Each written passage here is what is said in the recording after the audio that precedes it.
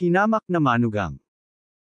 Kabanata 771. Hindi niya ito pinigilan, ngunit sinabing, "Hubby, kailangan mong mag-ingat, nakita ko ang maraming bodyguard ng Bai family sa isla nito." Ngumiti si Alex Dixon at Tuma NGO. Ang kanyang asawa ay nag-aalala tungkol sa kanya, ngunit ang lahat ng mga bodyguard ng Bai family ay bumagsak sa lupa.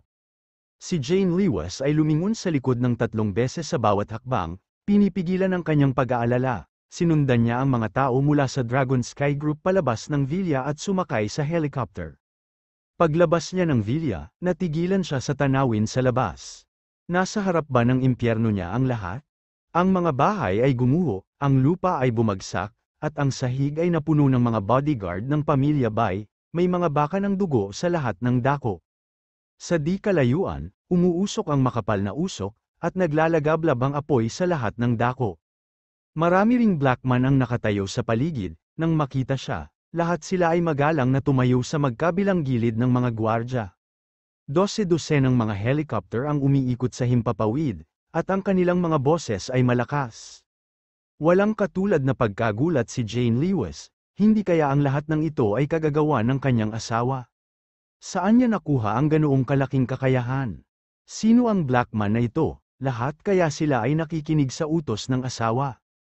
Puno ng tanong ang tiyan, sumakay si Jane Lewis sa helicopter, sa pagtingin sa malaimpyernong isla, hindi niya maiwasang mag-alala para kay Alex Dixon.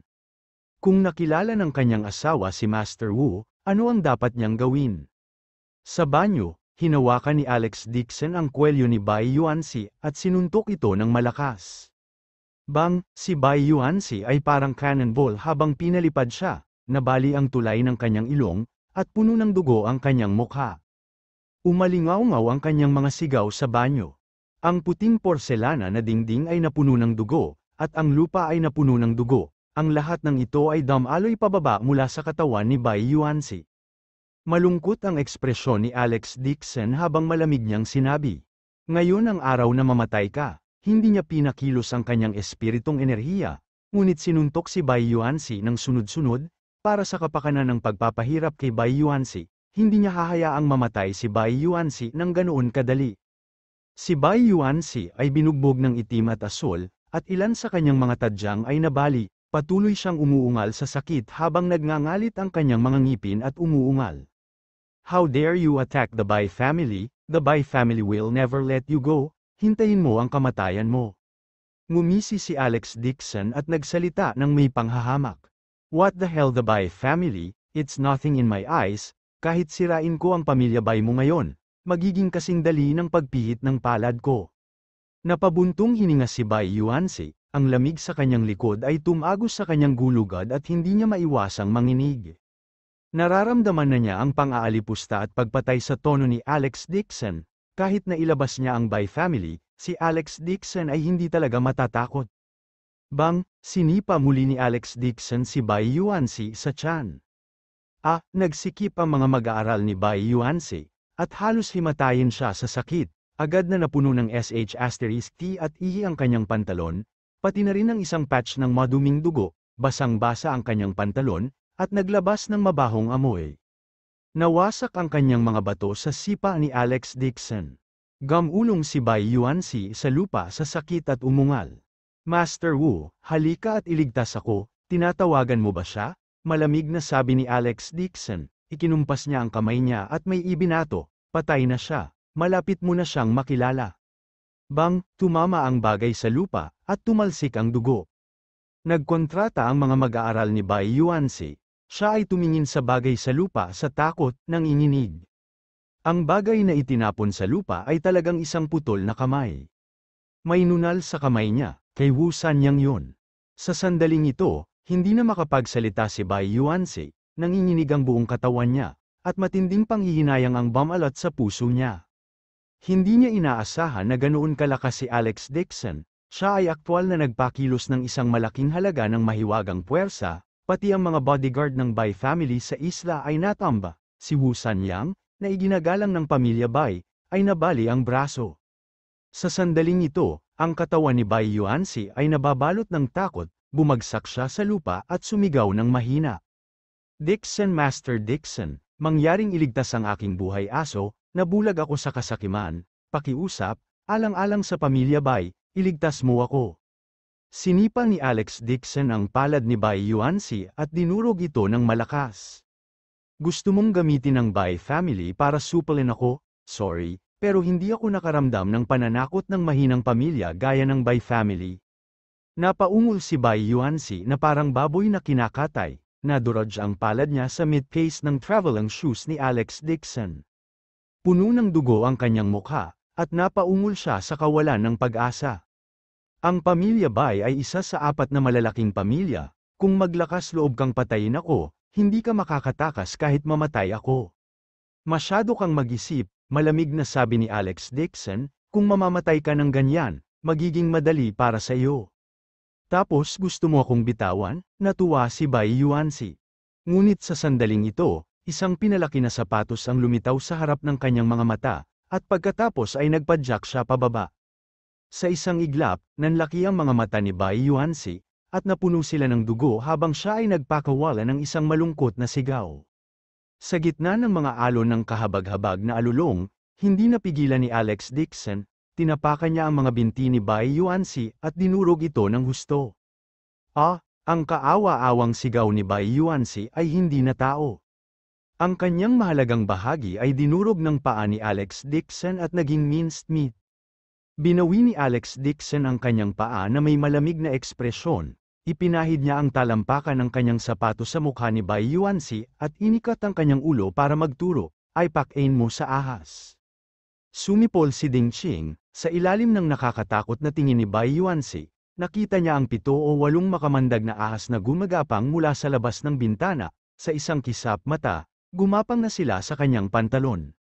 Sa napakabilis na paglangoy ng mga kumikislap na makamandag na ahas sa mahahalagang bahagi ng kanyang katawan na durog. Huwag mong kainin ang aking, napasigaw si Bai Yuansi sa kawalan ng pag-asa. Sa sobrang sakit ay nagpakawala siya ng sunod-sunod na dagendong. Ang makamandag na ahas, na may amoy ng dugo, ay nagmamadaling kumagat sa bulok na karne sa pagitan ng kanyang mga binti, kinagat pa nito ang kanyang katawan.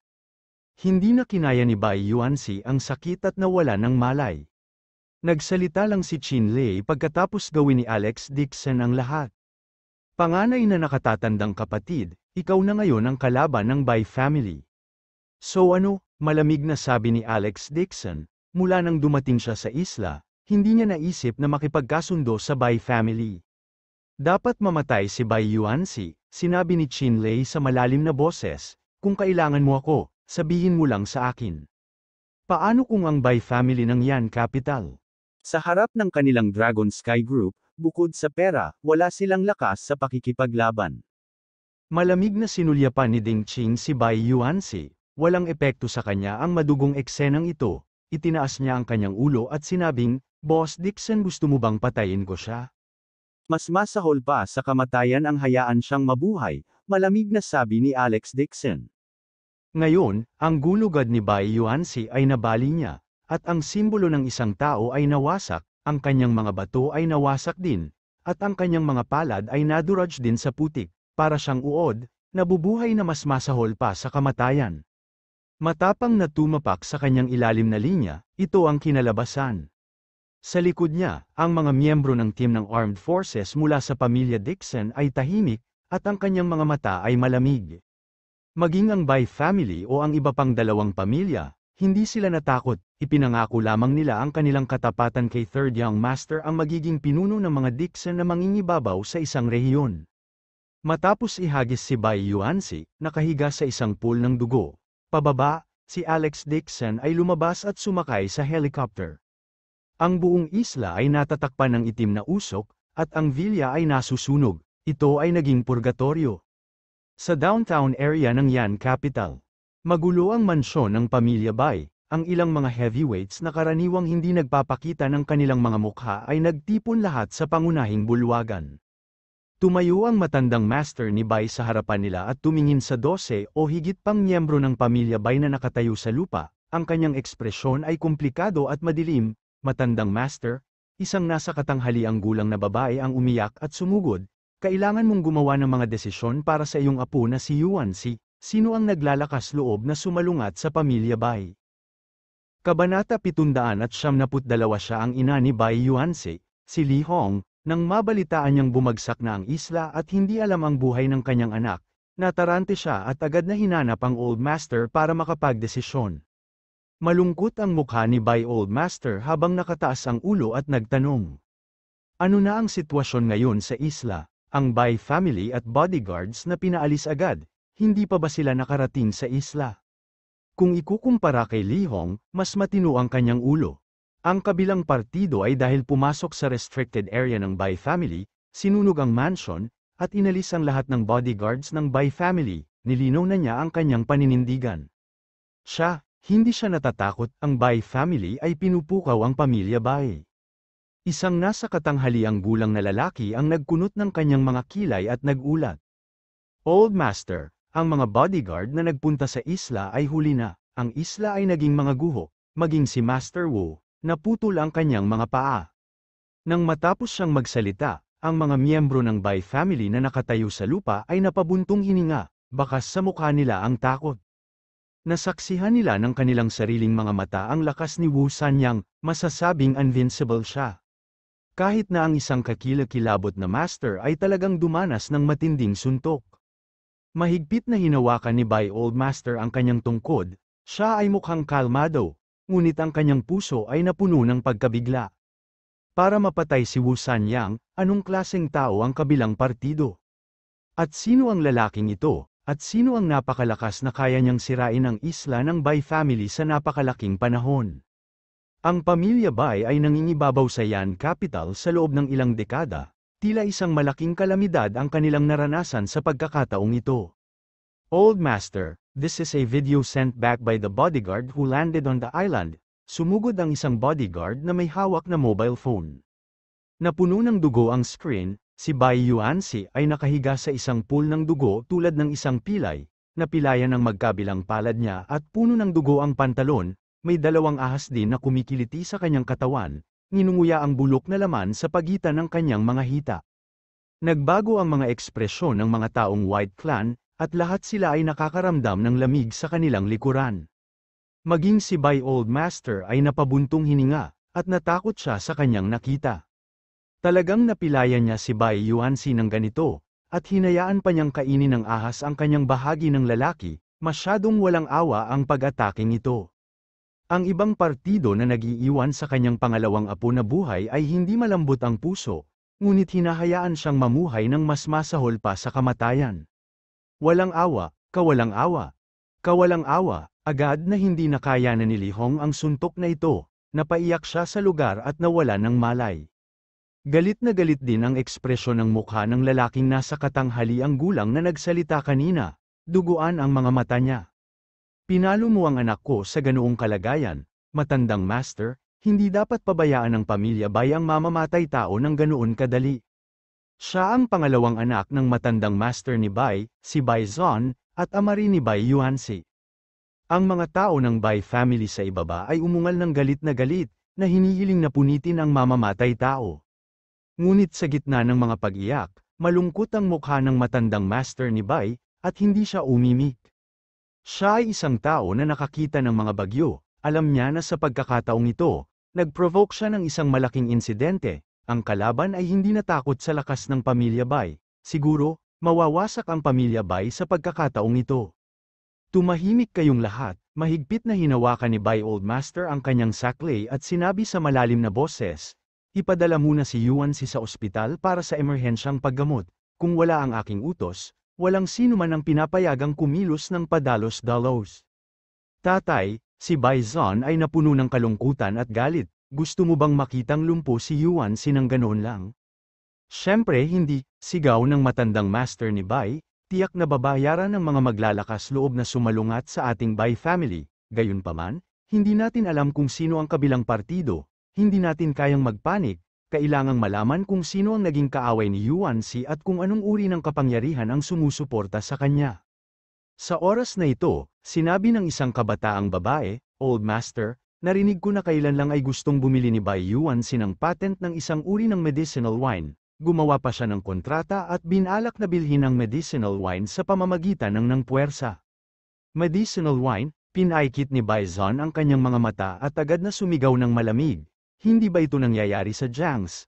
Ang aming Bai family ay palaging masama ang pakikitungo sa mga Jiang, hindi kaya ang utak sa likod ng nangyaring ito ay ang Jiangs. Ang pamilya Jiang ay hindi sapat na malakas, wala silang lakas ng loob na labanan ang pamilya Bai ng lantaran, nagsalita ang matandang master ni Bai sa malalim na boses, sa madaling salita. Pakilyusan natin ang lahat ng ating mga tauhan upang imbestigahan ang bagay na ito, gayunpaman, bago ako magbigay ng utos, walang sino man ang pinapayagan na kumilos ng walang ingat. Pagkatapos sabihin yun, ikinaway niya ang kanyang kamay at pinaalis ang mga tao ng Bai family, isang mahabang buntong hininga ang pinakawalan niya. Agad namang pumunta ang bodyguard para alalayan siya. Bakas sa mukha ng matandang master ni Bai ang bakas ng pagkapagod habang nakatingin sa malalim na kalangitan sa gabi.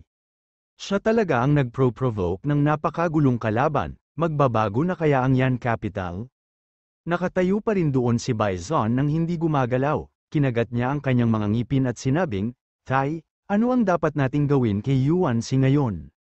Magpadala ka ng isang tao sa National Clinic para imbitahan ang pinakamahusay na doktor. Gaano man ang halaga nito, kailangan nating gamutin si Yuan Si. Malamig na sabi ng matandang master ni Bai, "Saka, magpadala ka sa ibang bansa para maghanap ng mga tao mula sa grupong Diablo. Ang kabayaran ay hindi isang problema." Napabuntong hininga si Bison, "Dad, baka gusto mong humanap ng mga asasin para pumatay sa'yo? Maghanda muna tayo." Pagkasabi noon, tumalikod si Bai Old Master at naglakad papunta sa inner hall. Habang nasa panganib ang Bai family, bumaba na si Alex Dixon sa helicopter at bumalik sa villa. Pagbukas na pagkabukas niya ng pinto ng kwarto, isang malambot na katawan ang bumungad sa kanya. Lumapit si Alex Dixon at niyakap siya. Tinapak niya ang baywang ng asawa para aliwin ito. "Bakit hindi ka patulog?" "Paano ako makakatulog?" Si Jane Lewis ay palaging natatakot siyang may mangyari kay Alex Dixon. Ngayong nakita niyang nakabalik itong ligtas at maayos, nakahinga siya ng maluwag. "Wife, everything is in the past," Alex Dixon comforted her. "You are pregnant now, you need to rest more." Saglit na nag-alinlangan si Jane Lewis at nagtanong, "Hubby, ang daming tao sa isla ngayon, tinawagan mo ba silang lahat dito?" "Oo." Nag-isip si Alex Dixon ng ilang segundo at tumango pa rin. Inihayag na niya ang kanyang lakas. Malapit na siyang mahanap ng Bai family, oras na para ibunyag ang kanyang pagkakakilanlan sa kanyang asawa. "Siya ay, mula sa Dixon family?" tanong ni Jane Lewis. Ang kanyang magagandang mata ay nakatitig kay Alex Dixon na balisang. Kanina lang siya kumalma at napag-isipan na. Para makapagpakilos ng napakaraming tao at mga helicopter, maliban na lang kung ang Dixon family sa Yan Capital, sino pa ang magkakaroon ng ganoong kalaking kakayahan? Tumango si Alex Dixon at sinabing, "Tinawagan ko ang pamilya Dixon at hiniling ko sa kanila na magpadala ng mga tao, ang ilan sa kanila ay miyembro ng Dragon Sky Group at dumating para tumulong, marami ring mga tao mula sa underground forces ng Yan Capital sa labas ng isla." "Ang taong tinatawagan mo ay si Dixon Shenglan, tama ba?" Masalimuot ang kalooban ni Jane Lewis. "Oo." Bahagyang nayanig ang puso ni Jane Lewis habang sinasabing, "Hindi ko talaga inaasahan na magkakaroon ng ganoon kalakas na kapangyarihan si Dixon Shenglan, para makapag-utos ng napakaraming tao na tumulong sa iyo. Sino ba talaga siya sa Dixon clan?" Siya, nag-alinlangan sandali si Alex Dixon ngunit sinabi pa rin niya, siya ang gumaganap na patriarch ng pamilya Dixon. Nang matapos siyang magsalita, nakita niyang natigilan si Jane Lewis, nakatitig sa kanya nang nakadilat ang mga mata. Ngumiti ng mapait si Alex Dixon. Alam niyang ganoon ang magiging reaksyon ng kanyang asawa. Pagkatapos ng lahat, ang pagkakakilanlan ng proxy na pamilya ni Dixon ay hindi ganap na pampubliko sa labas ng mundo. Tanging ang mga taong may kaugnayan sa mataas na lipunan ang nakakaalam na siya ang proxy na ulo ng pamilya. Bago ito, malamang na palaging iniisip ng kanyang asawa na si Dixon Shenglan ay isang ordinaryong sangay lamang ng pamilya Dixon. Makalipas ang ilang segundo, sa wakas ay bumalik sa katinoan ni Jane Lewis, ngunit hindi pa rin nawawala ang pagkabigla sa kanyang puso. Gulong-gulo ang isip niya, si Dixon Shenglan ay iyong maliit na titirahin, kung siya ang gumaganap bilang padre de pamilya, hindi mo ba? Sa puntong ito, hindi na naituloy ni Jane Lewis ang pagsasalita at gulat na tumingin kay Alex Dixon, hindi kaya galing sa Dixon family ang asawa niya? Tama, ngumiti ng mapait si Alex Dixon at marahang inalalayan ang asawa. Wife, let me explain what happened in the past. I don't want to lie to you, but I don't know what to say. Kabanata 773. Teka, pag-isipan ko, labis na nagulat si Jane Lewis at ang kanyang isip ay nasa gulo pa rin. Natakot si Alex Dixon na saktan niya ang fetus na si Chi, kaya napatahimik na lang siya at hinayaan siyang mag-isip ng mabuti. Umupo si Jane Lewis sa kama at ang kanyang isip ay napuno ng masalimuot na kaisipan. Alam niya na ang kanyang asawa ay mula sa Dixon clan, ngunit hindi niya inaasahan na maaari niyang pakilyusin ang buong Dixon family, at ang kanyang maliit na titahi ay aktwal na gumaganap na pinuno ng pamilya ng Dixon clan. Si Alex Dixon ay nakatayo sa gilid, nakaramdam ng hindi pagkakaunawaan. Kung alam ng asawa niya na siya ang third young master ng Dixon family at naramdaman niyang nagsisinungaling siya dito, hindi niya alam kung ano ang mangyayari. Ang pinakamahalaga ay buntis pa rin ang kanyang asawa. Kung siya ay nagalit at nagdulot ng pisikal na kondisyon, ito ay magiging napakaseryoso. Sa sandaling ito, dahan-daang itinaas ni Jane Lewis ang kanyang ulo at tinitigan si Alex Dixon habang nagtatanong. Namatay ang mga magulang mo, kaya ka umalis sa Dixon family. Tuma-NGO si Alex Dixon at mabilis na umiling at sinabing, namatay ang mga magulang ko, ngunit hindi ako humiwalay sa pamilya Dixon dahil sa kanilang pagkamatay. Kung hindi dahil sa gusto niyang pakasalan si Jane Lewis, paano niya mapuputol ang lahat ng relasyon sa Dixon family? Pero ayaw niyang sabihin ito sa asawa, dahil natatakot siyang makonsensya ito kapag nalaman nito ang totoo. Then, paano ang iba mong pamilya sa Dixon family maliban kay Mace? Sandaling nag-isip si Alex Dixon at sinabing totoo, lagi nang masama ang kalusugan ng Old Master. Dagdag pa, pagkatapos na pumanaw ang aking mga magulang, hindi ako makatiis, may mga problema sa pag-iisip, minsan ito ay mabuti. At kung minsan ay ito masama ang trato ko sa kanya sa ibang bansa, at matagal din siyang inaalagaan ni Little Tita sa ibang bansa. Pagkasabi niyan, ngumiti siya ng mapait at sinabing, bukod dyan, nasa ibang bansa din ang tito ko na si Dixon Yulong, pero dahil sa hidwaan ng pamilya, ang tingin ng pamilya ng tiyuhin ko sa akin ay mahigpit nilang kaaway, may kaugnayan din, ang panganay kong tiyuhin sa bagay na yun sa pag-alis ko sa pamilya Dixon. Noong may malay pa ang matandang master noon, hindi siya pinayagang magpakasal kay Jane Lewis. Upang labanan, nagpa siya si Alex Dixon na umalis sa bahay. Nang marinig ang kanyang tiyuhin ang balita, hindi mapapantayan ang kanyang kasiyahan, agad niyang hinaipan ang matandang master at siniraan siya. Speaking of which, nang umalis siya sa Dixon family, nagdagdag din ng panggatong ang kanyang malaking tiyuhin sa apoy. Nang marinig niya ito, isang bakas ng simpatiya ang sumilay sa mga mata ni Jane Lewis. Nabalitaan din niya na may power struggle sa malalaking pamilya, ngunit hindi niya inaasahan na may mangyayari sa kanyang asawa, katulad ng sa mga teleserye, hindi lang blood struggle, kundi flesh and blood struggle din. Pero ang Lewis family na kinaroroonan niya ay ganito rin. Ang kanyang ama, si Albert Lewis, ay palaging inaapi ng kanyang nakatatandang kapatid na lalaki, ang pamilya ni Liu Mingfeng, at gusto pa niyang kunin ang kanilang ari-arian. Sa pag-iisip nito, ganoon din ang naramdaman ni Jane Lewis, at ang kanyang galit ay napawi ng higit sa kalahati. Itinaas niya ang kanyang ulo at sinabing, hindi ka takataka noong nagpunta ka sa Yan Capital noong nakaraan, hindi mo pinansin ang Dixon clan, at pumunta pa si Dixon Rong sa pinto at sumigaw, hindi ka nila tinuring bilang isang pamilya.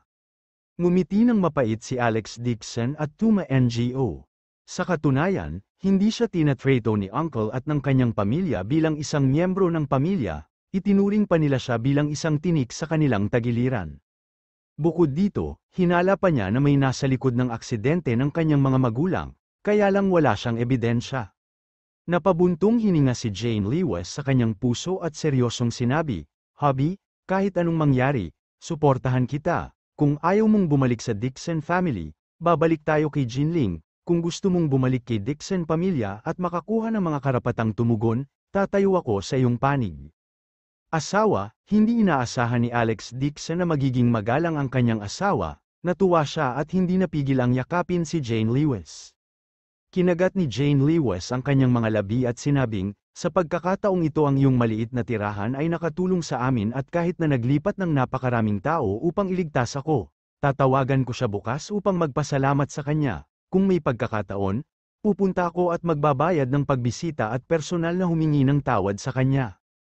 Kinuha niya ang grupo ng mga tao na dumating sa base ng Bai family at naramdaman ng karamihan sa kanila ay inayos ni Dixon Shenlan. Siya ay lubos na nagpapasalamat. Ang kanyang asawa ay pinalayas na sa Dixon clan, at wala lang siyang kwalipikasyon para makauwi. Paano siya magkakaroon ng ganoong kakayahan? Tuma NGO si Alex Dixon, nag-isip siya saglit at nagpasya na huwag munang linawin pansamantala.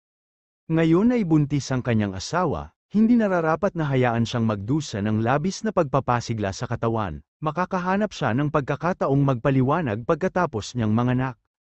Gabi na, sa mansion ng Bai family. Alex Dixon lang siya, bakit hindi natin alamin ang background niya? Puno ng galit ang mukha ng matandang master ni Bai habang inihampas ang palad sa mesa ng mahogany. Ang porselana na antigong tasa ng tsaa sa mesa ay nabasag sa lupa sa isang putok, at nabasag sa mga piraso. Ang panganay na anak na lalaki na si Bai Yang, ang pangalawang anak na lalaki na si Bai Zhan, at ilang iba pang miyembro ng pamilya Bai ay ibinaba ang kanilang ulo at tumayo sa mesa, hindi man lang ng ahas na huminga ng malakas. Nalaman ng taong Sam Iris sa base ng isla sa gitna ng Bai family late na si Alex Dixon ang namuno sa team at nanguna sa isang grupo ng mga nakamaskara na lalaking nakaitim sa isla. Bukod dito, may sama ng loob si Bai Yuanxi kay Alex Dixon bago ito, kaya agad nilang nalaman ang tungkol dito. Gayunpaman, pinakilos ng pamilya Bai ang lahat ng kanilang koneksyon, ngunit hindi nila alam ang tunay na pagkakakilanlan at background ni Alex Dixon. Ang kanilang nakuhang impormasyon ay pagkakakilanlan lamang ng manugang ng Lewis family of Jinling sa ibabaw. Malungkot ang mukha ni White Old Master habang tinitingnan ang ilang pahina sa desk. Ito ay isang kontrata na ginamit ni Bai Yuanxi para linlangin ang biyenan ni Alex Dixon at ang handprint na ginawa ng kanyang asawa. Ito rin ang kontrata na lumabas sa malas ni Bai Yuanxi. Anong klaseng tao itong si Dixon? Noong nakaraang pagkakataon, nagsara ang Bai Wenwu Academy. Maaari niyang isipin na si Jiang ang sumuporta kay Alex Dixon. Gayunpaman, imposible para sa Jiangs na magkaroon ng napakaraming tao tulad ng kahapon. Ang buong isla ng pamilya Bai ay nawasak sa lupa, at isang kakilakilabot na bunganga ang lumitaw sa gitna, na parang binasag ng meteorite. Dito, si Wu Sanyang, na nagtataglay ng bukod-tanging paglilinang, ay aktwal na nahati sa mga piraso, at lumubog sa bato at naging isang fossil. May isip kung gaano kakilakilabot ang ekspertong pumatay sa kanya. Sa Alex Dixon lang nag-iisa, kung mayroon siyang hindi kapani-pani walang mga kasanayan, matagal na niyang duminahin ang Yan capital. Galit na iniangat ni Bai Zhan ang kanyang ulo at sinabing, "Thai, kahit anong klaseng tao itong si Dixon, hanggat hindi natin mahahanap ang Dark Group, malulutas ang lahat." Malalim ang mga mata ni Bai Old Master, matapos mag-isip sandali, umiling siya. Ang bagay na ito ay may kinalaman sa kaligtasan ng ating Bai family. Bago natin malaman ang pagkakakilanlan ni Alex Dixon, walang sinumang pinapayagang kumilos ng walang pahintulot. Sumigaw si Li Hong, "Matandang Panginoon, maaaring ang aking anak ay naging lumpo ng ganoon, hindi man lang siya maaaring magkaroon ng inapo sa darating." Si Yuan Si ay isang inapo ng Bai family, syempre gusto kong maghiganti, sigaw ng matandang master ni Bai, ngunit ang kailangan ay alamin ang pagkakakilanlan ni Alex Dixon.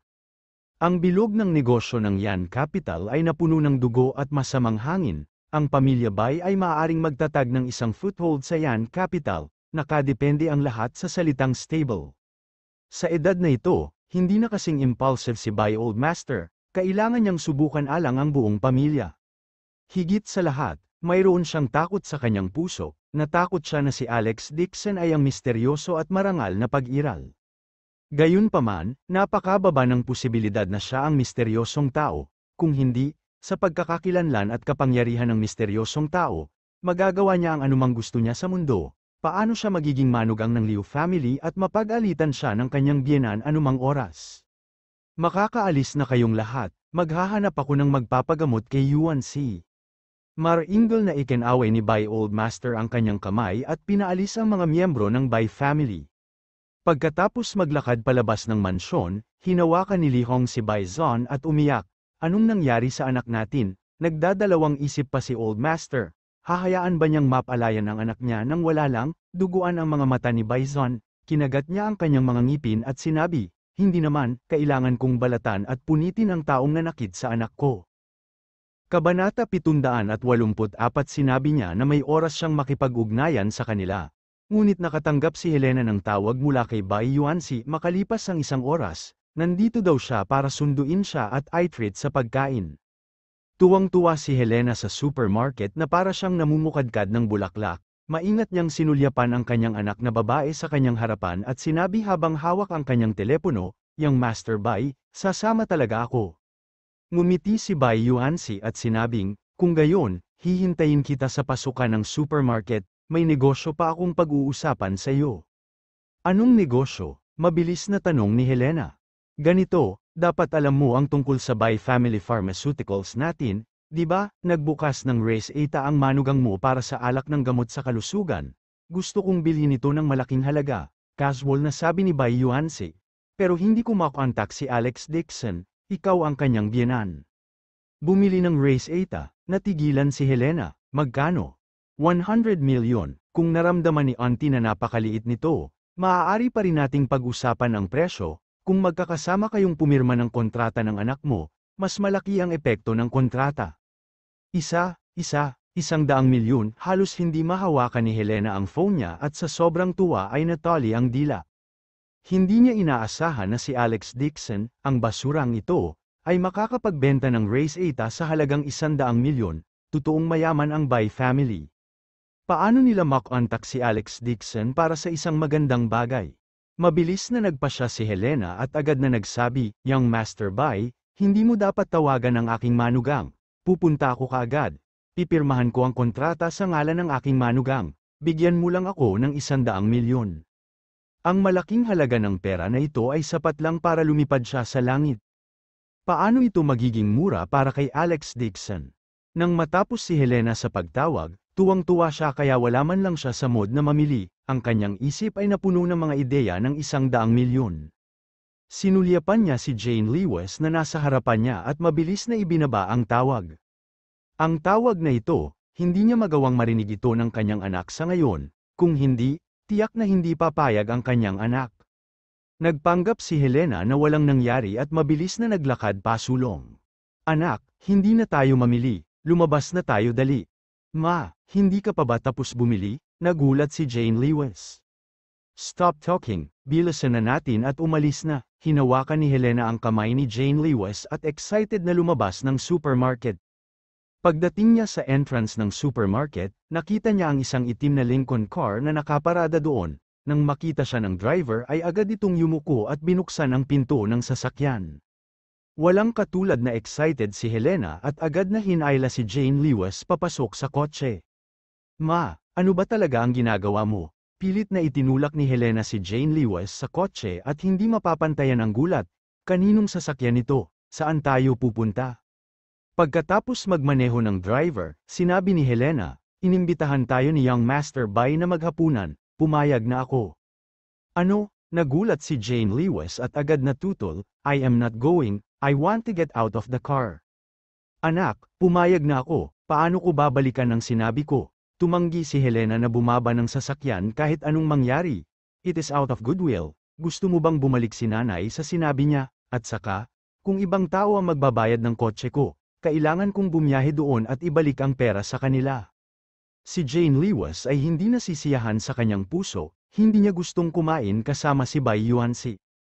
Ngunit si Helena ay nagpupumilit at nag-aaway sa loob ng kotse, kaya pumayag na lamang siya. Napaisip siya nang matapos siyang kumain at ibinalik ang 200 yuan na pera ng taxi kay Bai Yuanxi at agad na umalis.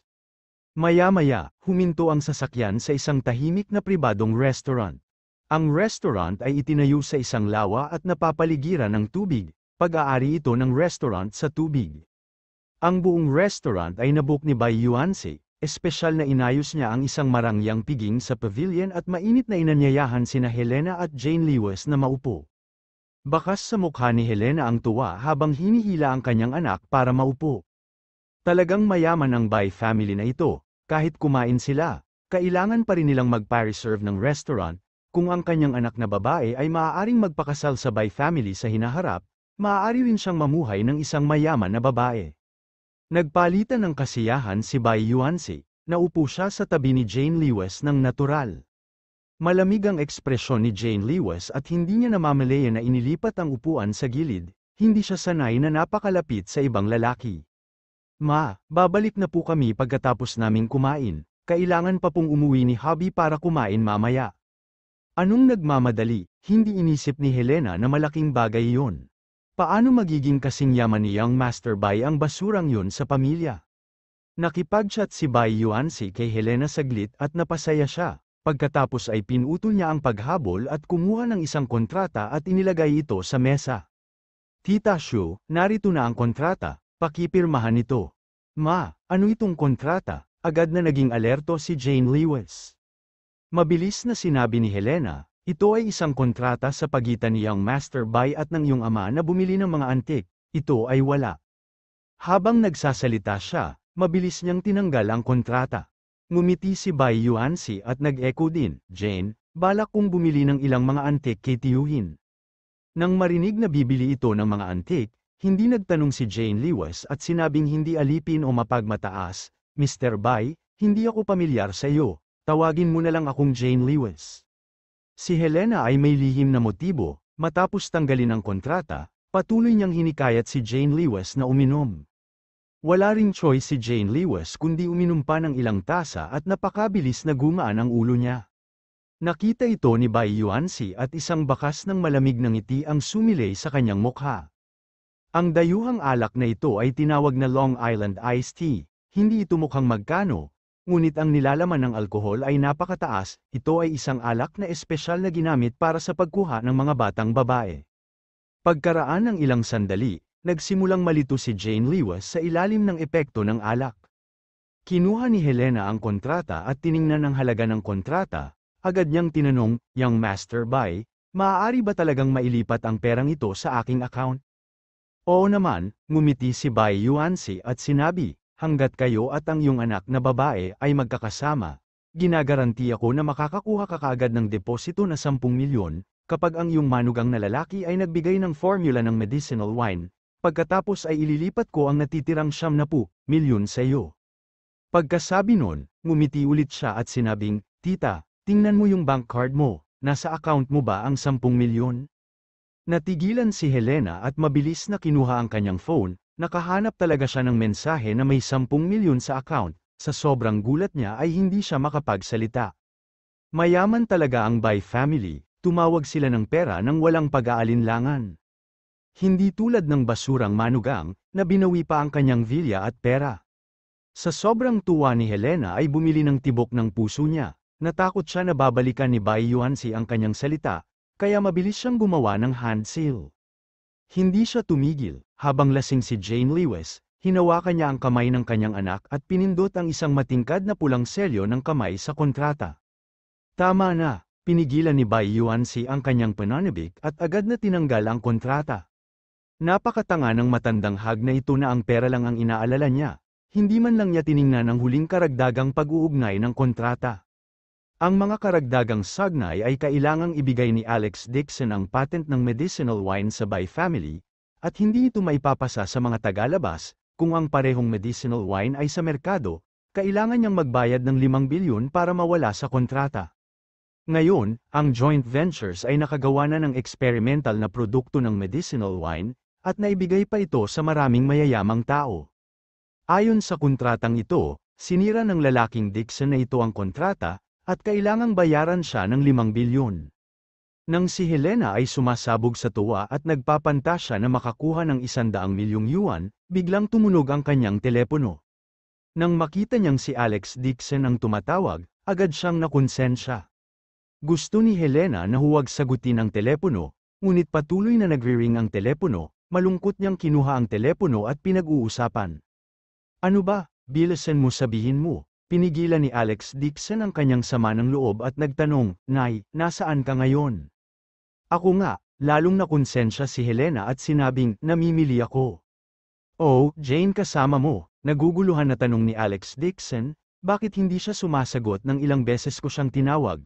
Nasabi na niya na hindi normal ang tono ni Helena at nagsimula siyang magduda. Sa tuwing ganito si Helena, siguradong may masamang mangyayari, agad na sinabi ni Alex Dixon, "Ma, hayaan mo na si Jane na sagutin ang telepono, may sasabihin ako sa kanya."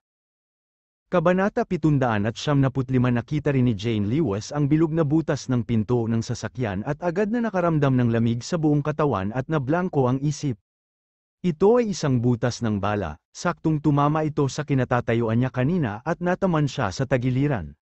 Kung hindi dahil hinayla siya ng kanyang asawa sa takdang oras, ang bala ay pumasok na sa kanyang tiyan, at ang fetus sa kanyang tiyan ay naging isang bukol ng karne. Sa sobrang gulat ni Jane Lewis ay nanlamig ang buong katawan niya. Napakahina ng kanyang mga paa kaya hindi siya makatayo ng maayos. Nakita rin ng mga nakapaligid na tao ang butas ng bala sa pintuan ng sasakyan at agad na napahiyaw sa takot. Naging gulo agad ang pasukan ng ospital, nagsisigawan ang mga tao habang nakikipaglaban sila para makatakas. Noong una, maraming tao sa ospital, ngunit ngayon ay mas magulo. "Asawa, pumasok muna kayo ni nanay sa ospital," pinrotektahan ni Alex Dixon ang asawa sa karamihan at sinabi sa malalim na boses. Si Ding Ching ay orihinal na nakaupo sa driver's seat. Nang makita niya ito, binuksan niya ang pinto ng kotse at mabilis na hinayla si Jane Lewis sa likod niya. Maingat niyang pinrotektahan siya habang tumatakbo siya sa ospital. Sumigaw si Alex Dixon, "Iiwan ko ang asawa ko sa iyo." Tuma-NGO si Ding Ching at mabilis na hinayla si Jane Lewis sa ospital. "Hintayin mo ako, huwag mo akong iwan." Napaupo si Helena na paralisado sa lupa at umiyak. Siya ay labis na nagalit. Matagal na niyang ayaw sa babaeng sekretarya na ito, ngayon, iniwan na niya talaga siya, wala siyang pakialam. Pagbalik niya, siguradong hahayaan niyang si Alex Dixon na si Ding Ching. Sa sobrang takot ni Helena ay hindi siya makagalaw at kinailangan niyang humingi ng tulong kay Alex Dixon. Noong una ay ayaw siyang pakialaman ni Alex Dixon, ngunit pagkatapos pag-isipan nito, kung si Helena ang nataman at ang kanyang asawa ay nadurog ang puso, tiyak na maaapektuhan nito ang anak. Sinulyapan niya si Helena at diretsyong hinawakan ang kwelyo nito at malakas na itinapon sa ospital. Sa sobrang takot ni Helena ay napasigaw siya, ang kanyang katawan ay parang bowl ang goma, at nahulog siya sa karamihan ng tao sa bulwagan ng ospital, ilang beses siyang gumulong sa lupa bago huminto. Parang nabali lahat ng buto sa katawan niya. Sa sobrang sakit niya ay pinag-uusapan niya si Alex Dixon. Sa mga oras na ito, hindi na mapakali si Alex Dixon sa panunumbat ni Helena. Pinaikot niya ang spiritual chi sa kanyang katawan at mabilis na kumalat ang spiritual sense. Makalipas ang 3 segundo, nahuli na ni Alex Dixon ang posisyon ng kabilang partido. Tumayo siya sa karamihan at malamig na tumingala sa isang malaking gusali na 500 metro ang layo. Sa bubong ng malaking gusali, may 2 black man na nakadapa sa tabi ng guardrail. Ang isa sa kanila ay ngumunguya ng gum at may hawak na sniper rifle, nakatutok sa pagpuntirya. Sa tabi niya ay may isa pang black man na walang pasensya na umuungol, tila nagrereklamo na hindi siya sinaktan ng kabilang partido.